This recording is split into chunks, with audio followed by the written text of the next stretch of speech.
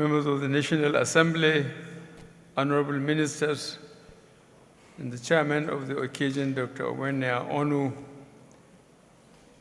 our host, Chief Bisi Akande, Aswaju Bola Ahmed Tinubu, party chieftains, traditional rulers. This is not the first publication by this distinguished public figure, but this is the authoritative account of his life and times. My being here, therefore, is more than a pleasure. It is a duty.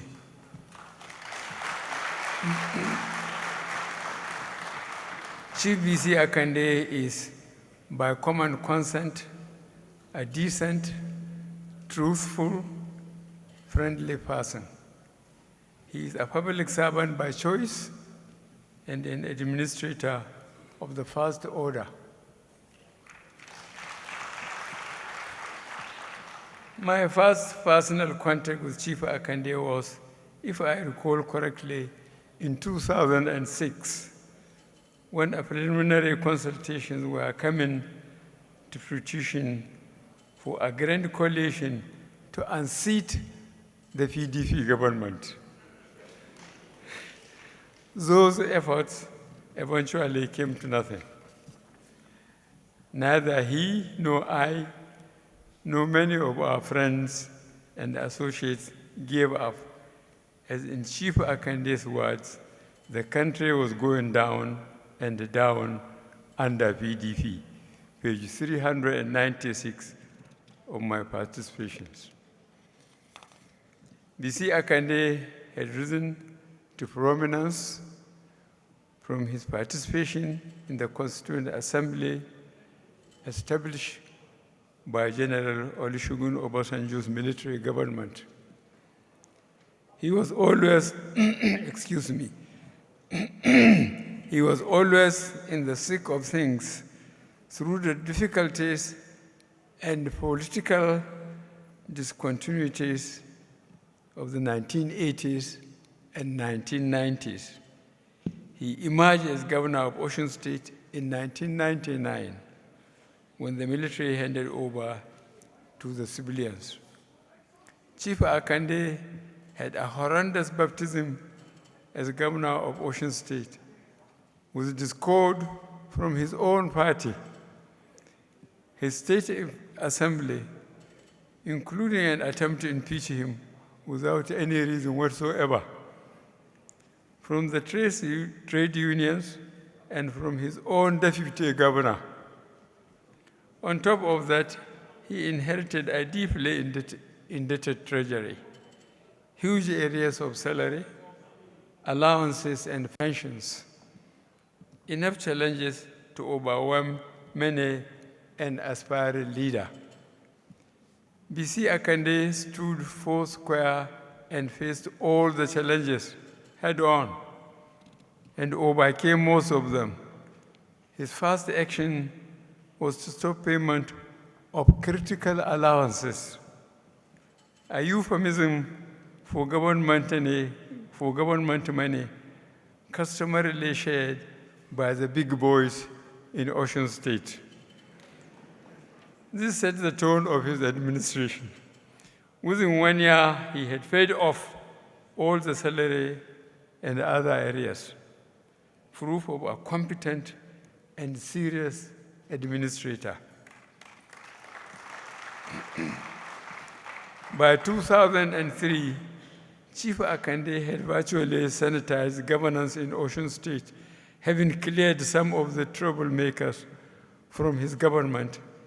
And though reluctant to serve a second term, he was persuaded to run again in 2003.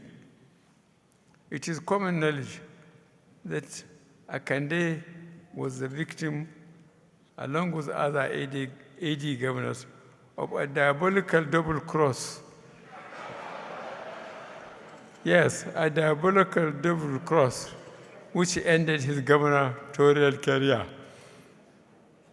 Only the steadfast Aswaju Bola Tinubu escaped the electoral massacre.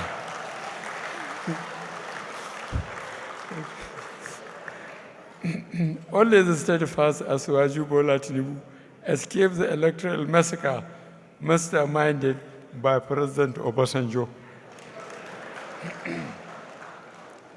Desperately disappointed though he was, and being a good Muslim, he accepted this setback as part of the trials of life. He looked to the future of service to the country. Chief Akande was in the thick of further attempts in 2011 and 2014 to fuse together different groups and dislodge PDP from governance. The key to thinking, which coincides with mine, is that Nigeria can only be successfully managed by alliances between major groups. Although we failed in 2011, by persistence and knowledge that PDP was driving the country towards disaster, several major parties were able to finally coalesce into APC in 2014. Chief Akande was unanimously chosen as the first chairman of this great coalition.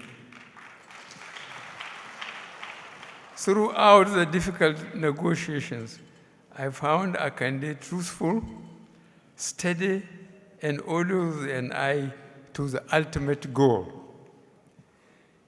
In or out of office, he has trained his inflexible integrity.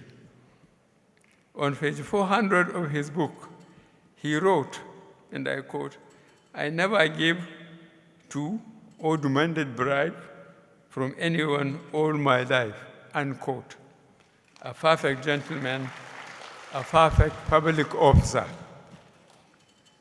There is a famous Hausa saying, I quote, "Labarin zuciya a tambayi fuska." Loosely translated, it means, if you want to know what is in a man's heart, watch his face. Akande has a permanent smile on his face.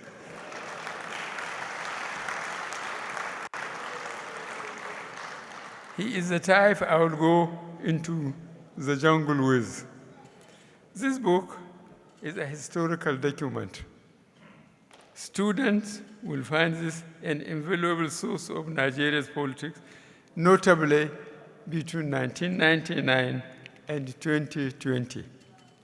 I recommend this book to students and the general public. Thank you, and may God bless Bisi Akande, and may God bless the Federal Republic of Nigeria.